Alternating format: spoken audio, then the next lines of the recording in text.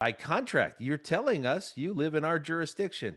And yet the Bill of Rights, which I just covered in that Constitution, okay, Article 1, Section 9, Clause 4 says they can't do it directly. My daughter, again, has never filed a tax return. She's never going to get a bill directly. They gots to, April 15th, gots to get her in there and trick her. Go ahead and sign. Boo, scary. Oh no, you might go to jail. Sign. That's how they get you, okay, to in their jurisdiction. And they laid this out in historical order to then try to trick everybody. Now, watch how this plays out. Now, we're in 1790. The national government was just a meeting spot before 1790. It was just it's called the Continental Congress. They met in 9 different cities for 16 years, and then they called a home. And that's fine. It's a meeting spot. We agree to that.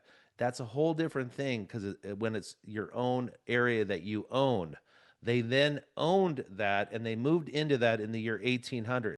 Again, speaking of the Continental Congress, they had convened in 9 different cities between 1774 and 1800, and then they moved into their own little tiny jurisdiction, their box, 10 square mile area. It's all about the J word. If you don't understand jurisdiction, this is going to be very hard to understand how this works because when they carved that out, they then became the lawmakers that could pass laws that only apply to their 10 square mile area or anybody that works for it or does business with it. In it called the United States. They call the United States that 10 square mile area.